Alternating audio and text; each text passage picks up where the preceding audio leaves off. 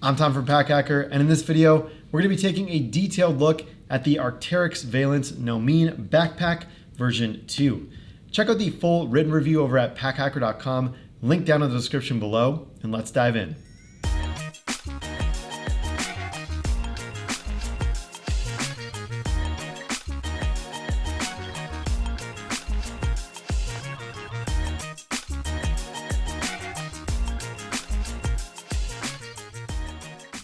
The main fabric on the Nomin pack is AC2 plain weave nylon with urethane laminate. It's 100% nylon face and not ripstop, like I believe version 1 was. This is version 2 of this bag. And then like the Arc'teryx Granville uses that ripstop material. So if you want to take a look at that for comparison, for reference, we do have another video on that coming up as well, if it's not posted already, depending on when you're looking at this. So to go along with this technical and highly durable fabric, there's weather-resistant YKK zippers on the sides as well. So that's an added plus for weather resistance. Really great bag for like rainy weather. And it's not really submergible. You know, no bag with zippers really is, unless it has a waterproof specific zipper and waterproof fabric. But for this, it's highly weather resistant. Now, Veilance is basically under the same operating umbrella as Arc'teryx. They're in the same building, and they're pretty much just different teams.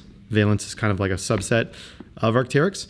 And what Veilance does is they take a lot of the technical fabrics and the technical designs used on a lot of the outdoor-focused Arc'teryx equipment, and they apply it to urban products. And it's just like a really great urban minimal aesthetic and very kind of technical aesthetic to go along with it. And they're always pushing the envelope there. So that kind of can help justify the $800 price tag. This is all made by hand in Canada as well, you know, with these premium fabrics and with this kind of crazy construction process, which we'll kind of see as we go through the bag. Up to you whether or not it's worth the $800 at the time of this review, but let me know in the comments below. I would love to hear what you think. You know, is it worth it to you? Is it not? I know this is like a grail bag for a lot of people. Now, I think this personally looks slick. I think it looks nice and technical. I like the fabric. My partner said it looks like a silver raisin because it's a little bit wrinkly. And a little side note, I think silver raisin would be an awesome name for an elderly superhero. So if anybody wants to draft that up, I would love to see it. Now let's get right on to it with the harness system. Starting with these straps. So they're very thin, but they're a lot more comfortable than I initially thought. And there's a bit of sponge to them. And I'm not really sure how they did this. I really thought they weren't going to be very comfortable when I initially tried using this bag during the testing period, but they're way more comfortable than I thought. And this is inspired by the Arc'teryx climbing harnesses. So they have a ton of experience with this type of thinner foam design. They're also edgeless, so you're not gonna feel that edge digging into you. I certainly didn't. And even with a heavier load, I found this to be quite comfortable. Now there is no sternum strap here, so up to you whether or not that's a deal breaker for a pack of this size. For me, it wasn't, and I wouldn't really need one. Your mileage may vary. Now I do like the way these straps adjust down here too. You got this plastic hardware down here that is hidden by this kind of neoprene feeling material over the top. So it keeps a really slick and minimal design. Now what I will say is this is harder to adjust when it's on. So it's easier when it's off here like I have, and you can just see it's easy to pull. You can definitely pull it when it's on, but loosening it is a little bit harder. Now we have strap keepers down here for a dangle-free experience. I always love seeing that. Something we look for a lot here at Pack Hacker. But there's one thing to note here. If you rewind the video and go look at Riley doing the 360 with this bag on the wall, she has a little bit of a smaller frame on me. So it's positioned about here, and it's nice and managed and very clean. But when Riley puts it on, she needs to tighten it quite a bit to get the right fit on her body. And what that leaves her with is this kind of excess loop of the strap. So your mileage may vary. Again, here it depends on the size of your frame, but when it's really tightened down, it just looks kind of sloppy. I mean, I suppose you could like get some Velcro and wrap it around with Velcro One Wrap, but you can do that with any bag. So it's kind of defeating that purpose that Veilance is going for here, which is a really clean look with a managed strap. So that's just something to note. Definitely not a deal breaker, but maybe it is a deal breaker if you're spending $800 on this pack. Let me know in the comments, again, what you think of the price tag. I'm just so curious to see what people think of the price tag of this bag and if it's justified or not. But yeah, that's pretty much it. Very minimal on the front. I do think this is a very comfortable harness system. There's also some very kind of a good stiff frame sheet back here. My laptop is not in here. It's right beside me as I'm making this video. But you can see there's a lot of rigidity to the back of this, which helps with the comfort of the pack too. And this is just kind of a very structured portion of the bag, which I'll open up and show you in a second. But there is no like mesh for added breathability on the back, no air channels, nothing like that.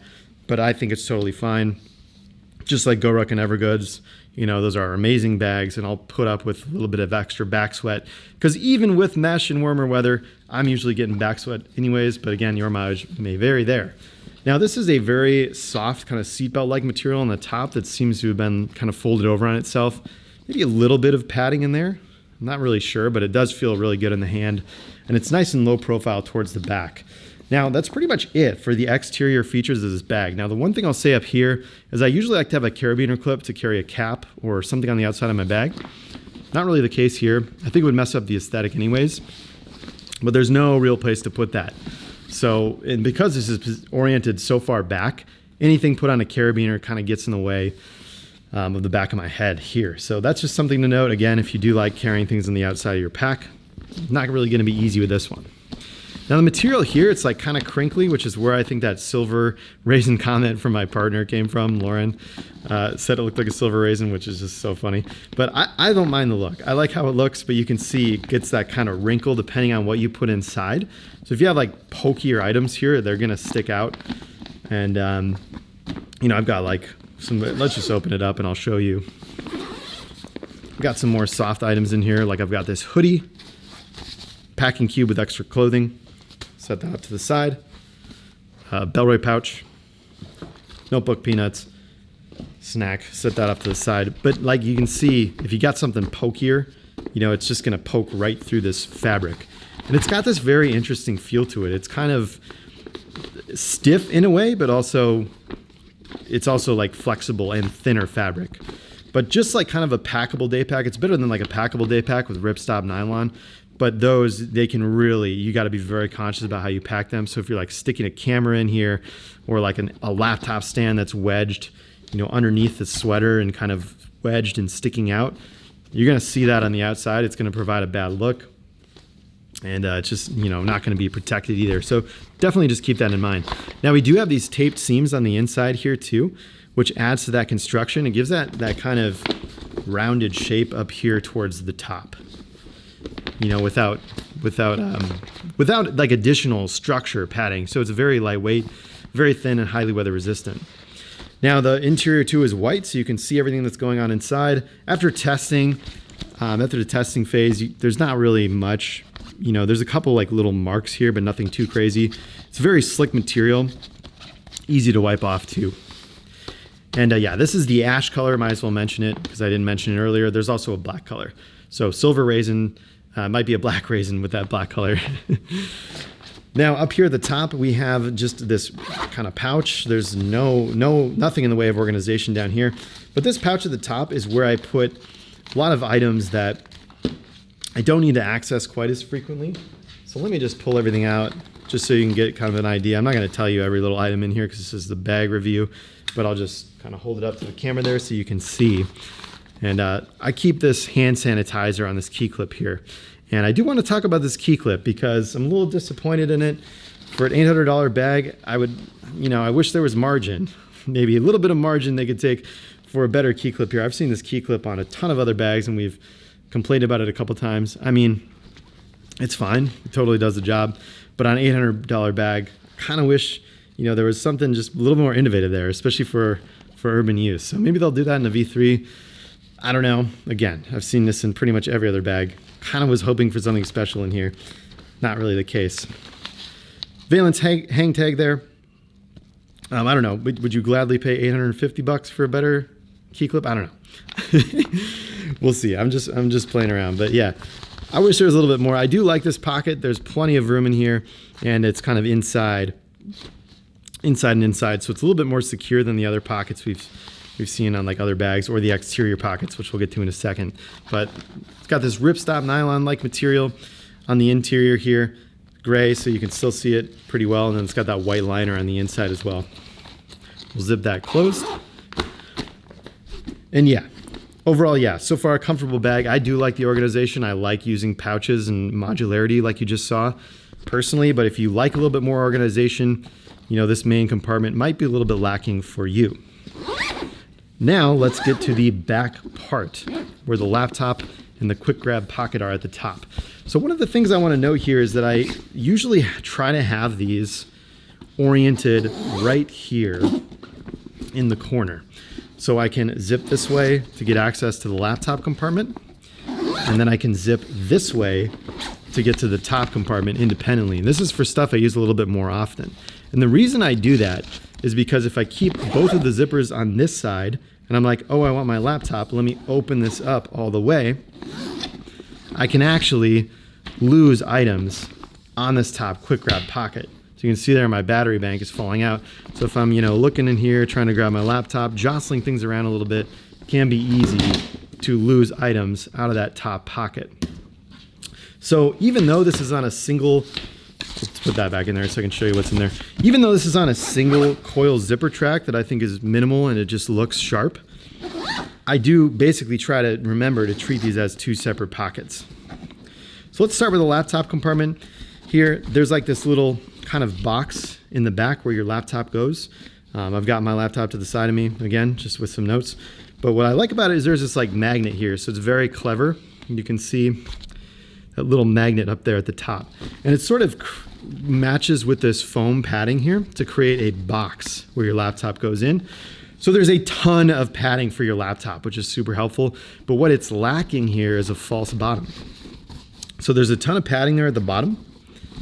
Again, like a pretty good amount, like I would say maybe 1/8 of an inch, so like nothing too crazy, but no false bottom for your laptop. So I usually like a little bit more protection there.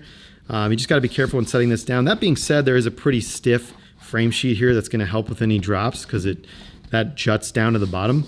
But I mean, your laptop is pretty much right up against the bottom of the bag if you do end up throwing it in here. Now that being said, if we fold this up, I've just got my Roost stand in here and then Roost keyboard cover with an Apple Magic keyboard. Now, if we open this up, there is a bit of like a false bottom here, and that's for a tablet. And originally I thought I'll just put my laptop in here because this is suspended. You can see here on this side here. This is suspended. I was like, that's great, but there's nothing anchoring it to the top. So you get a heavy laptop in there, and this just kind of sags down to the bottom. So if you carry a laptop, you might just want to know that. And then, yeah, just kind of empty space here for any documents. Throw documents in here, a tablet, laptop there, etc. There is also Velcro up here at the top that holds that pocket into place.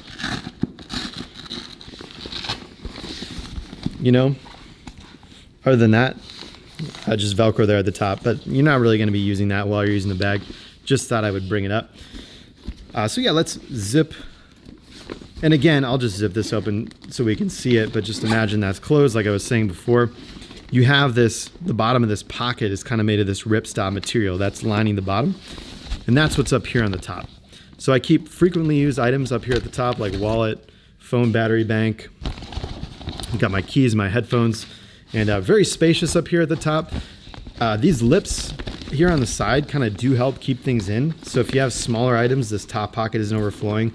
They're going to kind of sink down to that corner, and you're not going to have everything fly out as I demonstrated. But I just wanted to bring that up because I did notice it one day when I was using it, grabbing my laptop out, and stuff kind of flew out of there.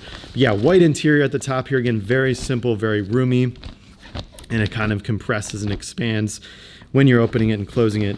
So it really fits well based on what you want to carry inside. So there you have it. That is the Arc'teryx Veilance Nomin. This is the version 2 of this bag. Head over to packhacker.com for more details. Link down in the description below. We'll also include the best buying options that help support our channel at no additional cost to you. Thanks for keeping it here at Pack Hacker, your guide to better gear. We'll see you in the next video.